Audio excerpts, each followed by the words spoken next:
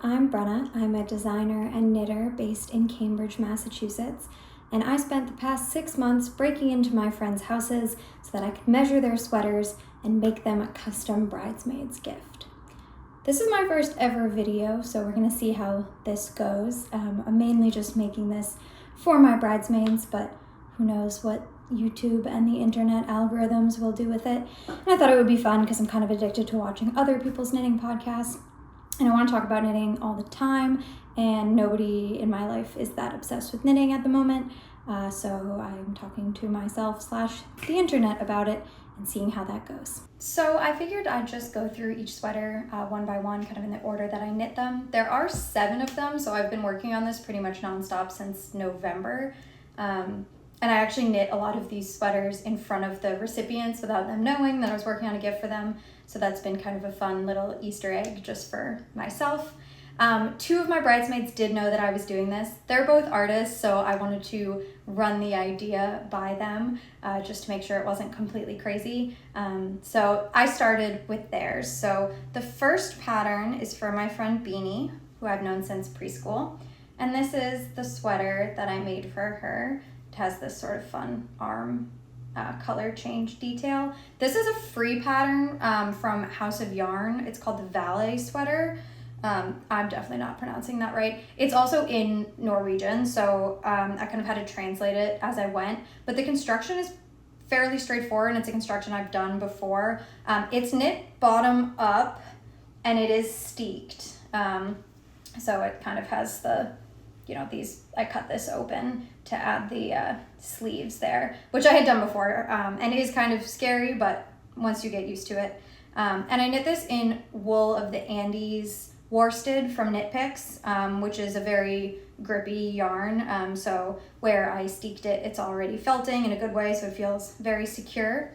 And I knit it in the colors Solar Flare Heather, that's the orange.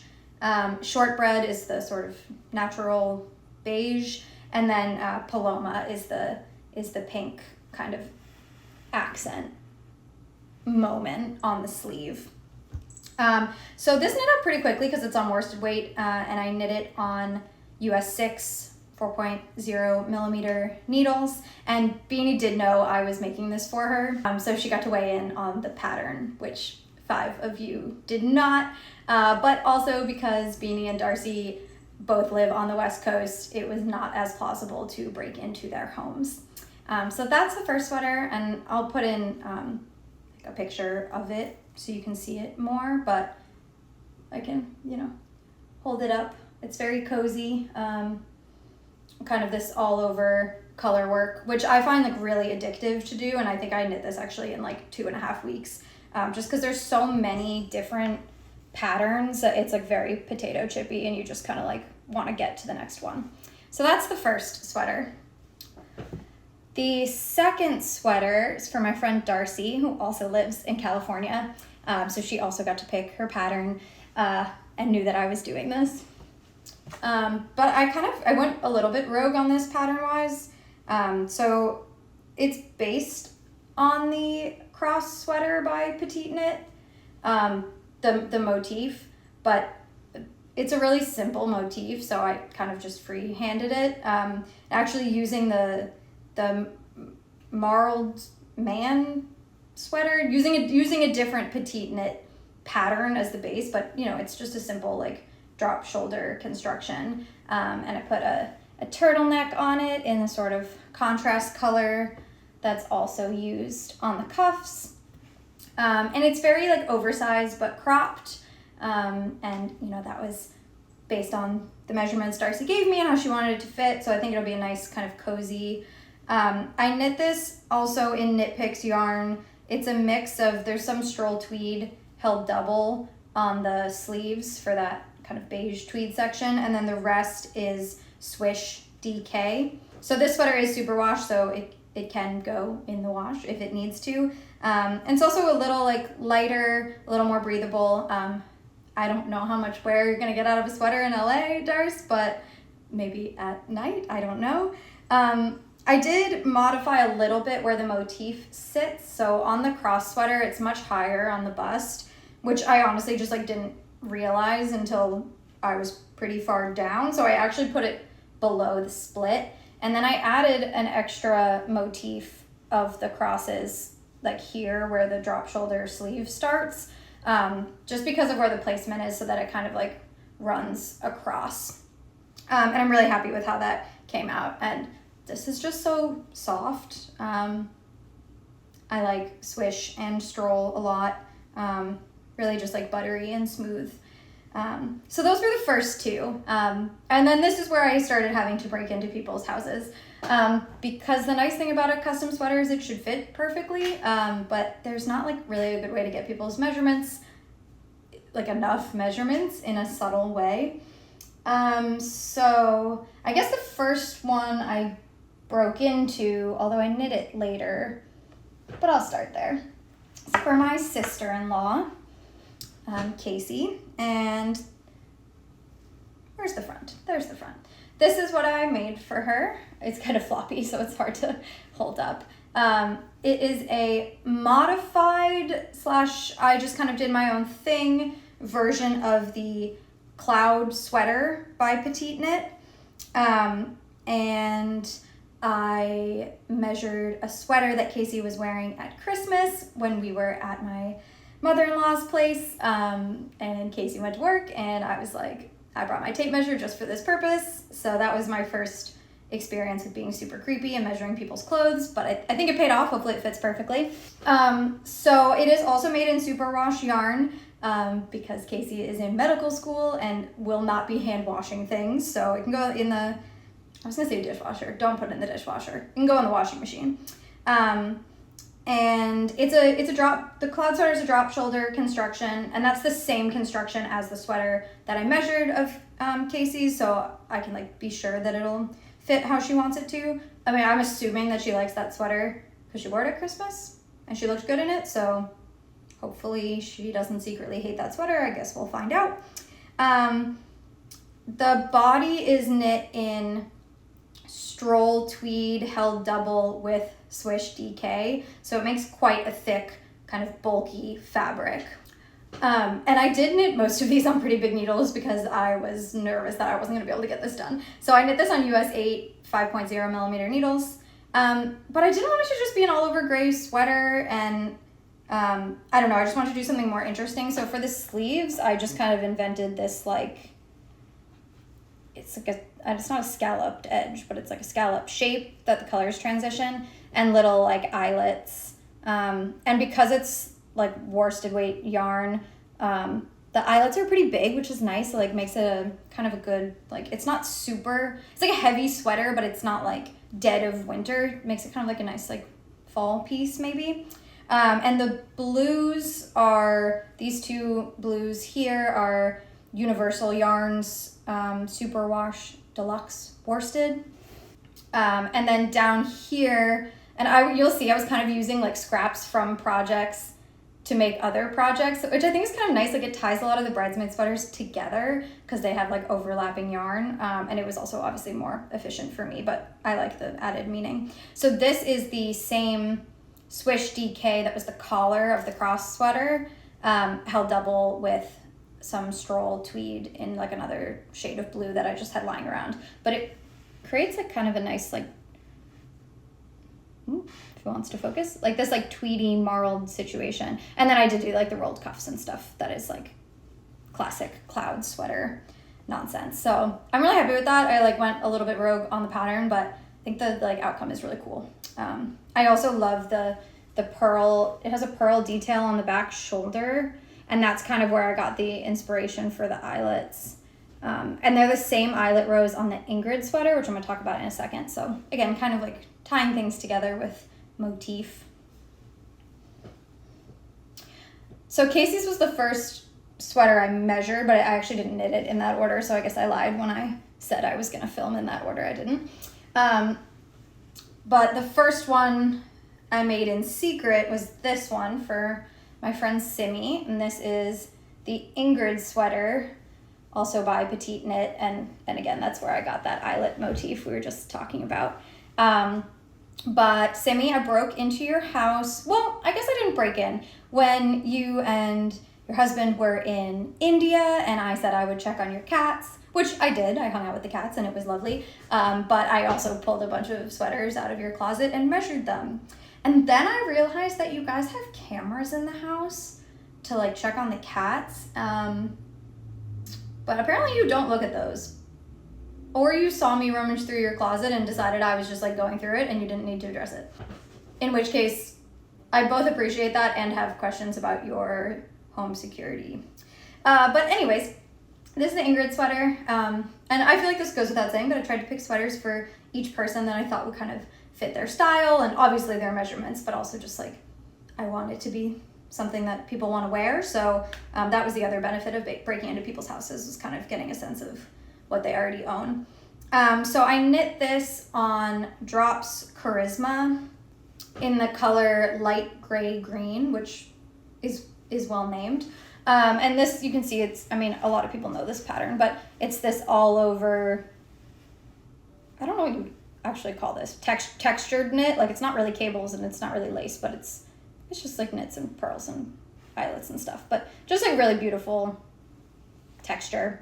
And this is a DK weight yarn, and I used 3.75 millimeter needles because this was pretty early in the process and I was less worried about time. I did make some small modifications, like I brought in the cuffs a lot to this sort of like point, just because I think it's like a nice, I don't know, I like when they hug like that, and I didn't think you would want them like flopping around, so I don't know. But this was a really fun knit. I've seen people talk about this on YouTube. The decreases on this knit are a little weird, but I kind of just used my best judgment.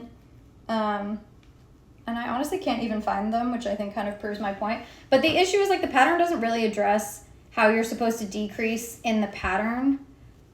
And I've seen some people talk about how it like creates weirdness, but this is where the beginning of round is, and the only weirdness is at the very bottom where it's like a double cross. But then I just like used my best judgment and crossed them at the end of the round, which is like kind of cheating as far as the beginning of round marker, but like who cares, the outcome is nice. Not that anyone looks at the underarm of a sweater, but I wanted it to be nice, so I'm really happy with how this one came out. Let's see, who else? Okay, so for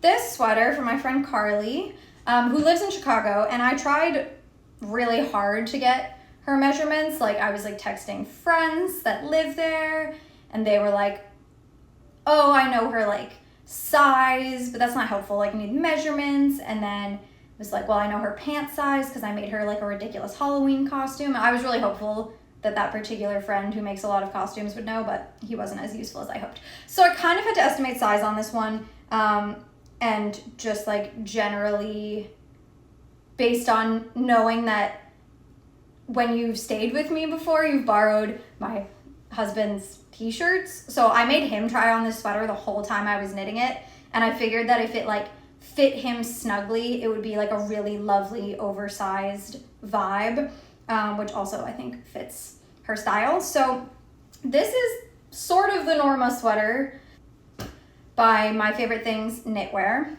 but it's actually the step-by-step sweater by Florence Miller because I wanted to make it at a big gauge, because again, this is where I was like, oh crap, I have a lot of these to make.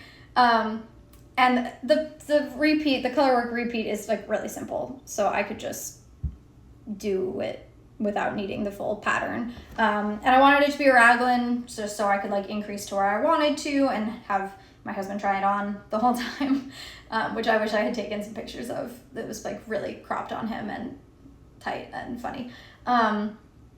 But yeah, I wanted it to be like a chunkier yarn, and also living in Chicago, this is probably like the heftiest one. This is like, you're gonna overheat in this, which is like the goal because it's cold as crap where you live. Not that it's not cold as crap in Boston, but I digress. And the bright orange is the Solar Flare from Beanie's sweater at the beginning, and the gray green is from Simi's. So kind of again like pulling together the different colors, and I thought that the orange would complement Carly's red hair very nicely. Although after I had started this, she did tell me that she only wears black, which is true if I think about it, but Too bad. Now you're wearing brown, I hope. The main yarn is Drops Alaska. And I also knit this on 5mm needles. So this one really fast. I actually knit this during an on-site at work. My job is pretty chill. I'm a designer, so everyone's really creative and they don't mind if I knit like during, actually I've been knitting during meetings the whole time, but that was an in-person on-site. And I knit the whole yoke and split for sleeves over like 3 days because it was just like nonstop in-person seminar type of vibe. And I waited forever to block this because I knew it was going to take forever to dry. So I waited till I finished this in like March. I waited till warmer weather so that I could block it.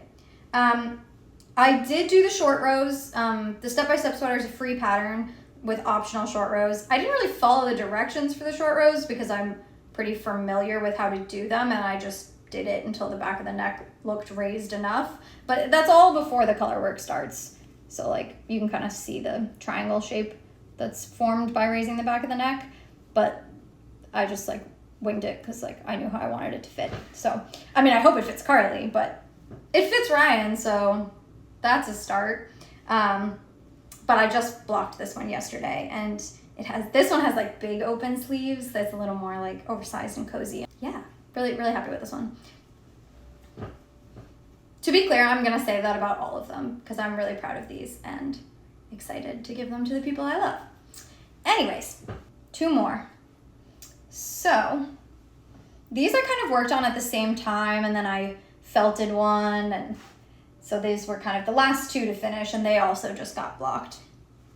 So this is for my friend Haley, and I was actually finishing the collar yesterday, and Haley was sitting on my couch, and she leaned over and she said, "I really like this sweater." And I was like, well, that's good because I'm giving it to you. Obviously, I didn't say that, but that was really validating that I had like picked a style she would like.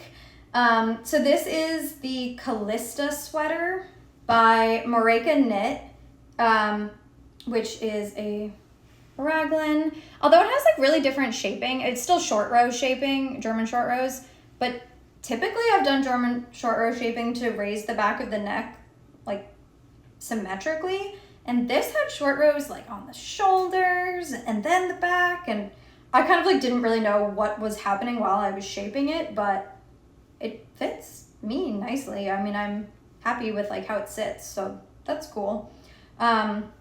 This is knit in like a million different yarns. I wouldn't say it was like a scrappy project because obviously like I have a color story happening here. It's all pink, but I was using like a lot of different things, and I started this when I was in San Francisco for work, and I didn't have yarn with me, but I was like really antsy to knit. So I picked up like these top yarns at a local yarn store called Imagine Knit in San Francisco, which was actually like right next door to my Airbnb, which was awesome. So this like top section is Knitting for Olive soft silk mohair in the color Pink Daisies, which is like, the mohair itself is actually like a color similar to this collar, like very neon.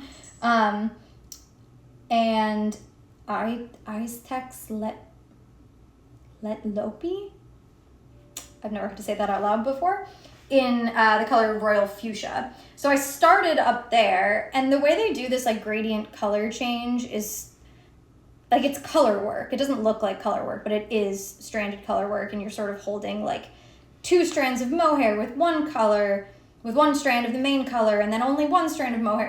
It's honestly kind of complicated, but also like the risk in screwing it up is like very low, because it's just like a fade. But I only bought 1 ball of the soft silk mohair, and then when I got home, I had a whole bunch of Drops Kid Silk in Cherry Sorbet, which is like this lighter pink mohair. I don't know if you're really gonna be able to see the difference there. But so then I kind of like, I went rogue in a lot of these sweaters, but I went a little rogue on the color work and started like mixing in the different shades of mohair so that I can make this transition make sense. And then the like base tweed is Knit Picks City Tweed in the color Snowbank. And then I got really nervous that I was gonna run out of that. So I transitioned to like some yarn I had in stash that also happened to be pink and did like a stripe fade, which I actually quite like, but then I found a whole extra ball of the city tweed, so now I just have an extra of those. But I actually really like it. I think the like transition back to pink is nice.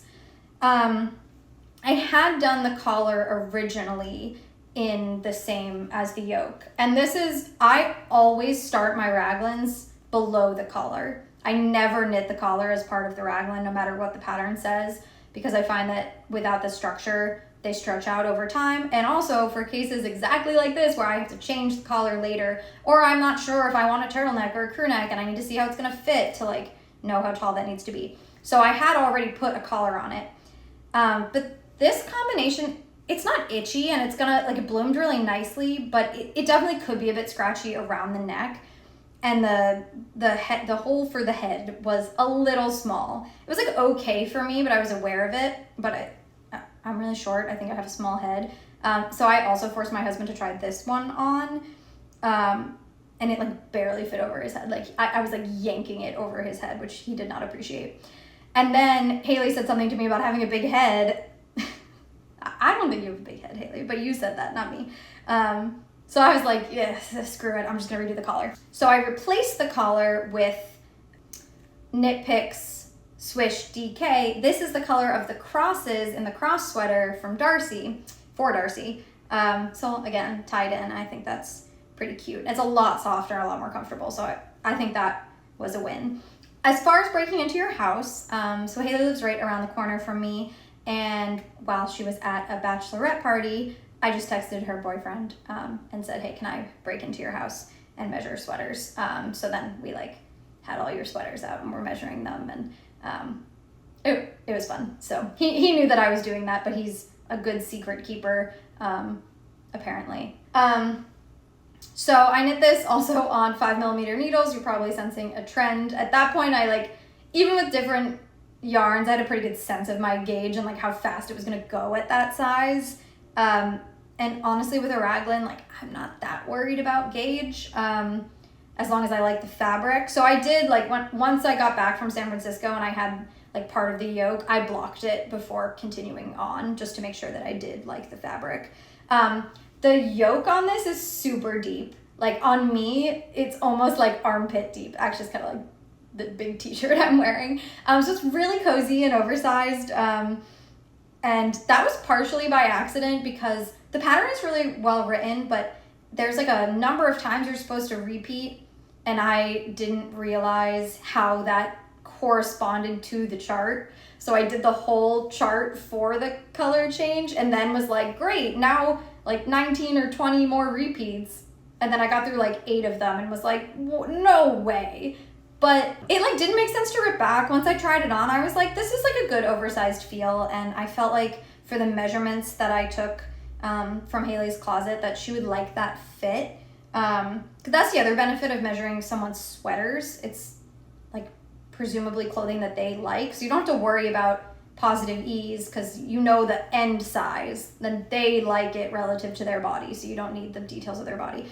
So I felt like this one's also like, it's a bit longer, and I thought that would go with a lot of her wardrobe. So this was technically the last one I finished because I had to like go back and do the collar, and I'm giving these to you guys in like 4 days. So that was a little spooky. Also, I cut the collar off with scissors because it was an Italian bind off and it's a really grippy yarn and yada yada. And then I was like, what if I destroyed this? Because I was like pulling out pieces, but thankfully I did not. And I'm very happy with how this one came out as well, which again, I'm gonna say about all of them. Last but not least, and the one that maybe gave me the most grief, this is the sweater for my friend Mel.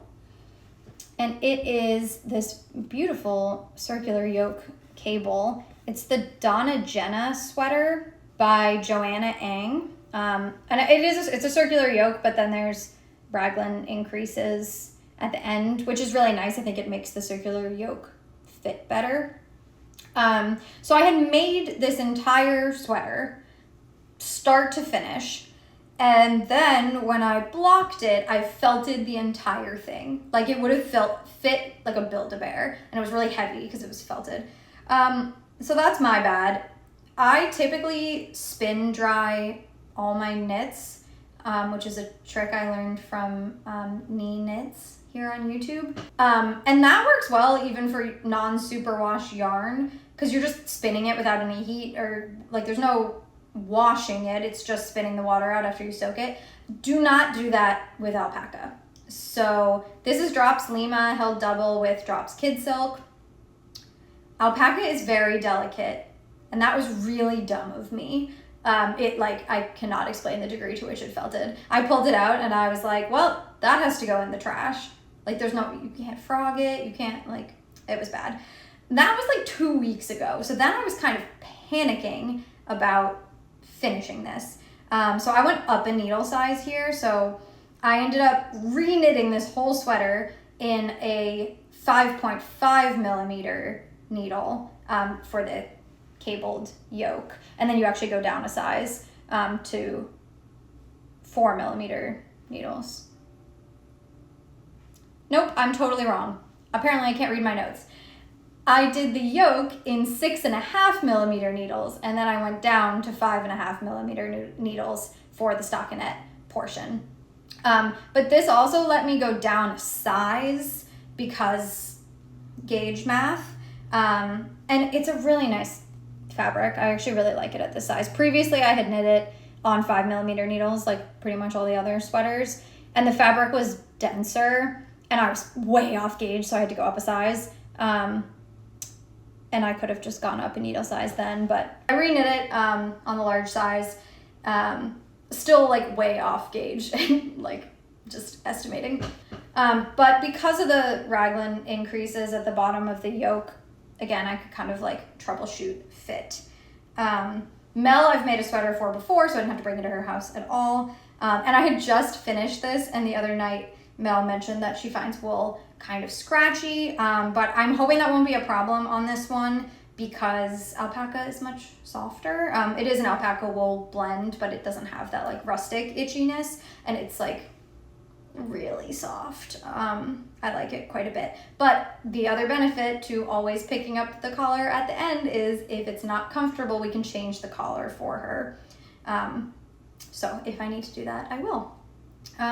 But that's all the sweaters. I'm really excited to give them to my friends. They were so much fun to work on, and people say as like a witchy thing that if you knit as you like think about someone you love, that you're sort of like tying that spirit into the knots. So I don't know if I believe that literally, but I definitely was thinking about how much I love all these people while I was making these sweaters. And even though the end of June is not a great time to be gifted a wool sweater, it's supposed to rain on the Bachelorette, so maybe it will be nice and cool at night and will make more sense. But either way, this was just so much fun to do, and fun to do with a deadline until the very end when it was kind of stressful. But now I have a few extra days, and as long as I don't accidentally put them in the dryer again, I think we'll be in a good spot. So thanks for watching if you did, and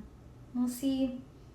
Honestly, after the editing process, I had a lot of fun recording this. I don't know if I'm gonna have a lot of fun editing it, so I guess we'll find out if this is gonna become a regular thing. But if you made it here and are a random person, you can let me know in the comments if you'd want to see more from me. But yeah, that's me and my sweaters. Thanks.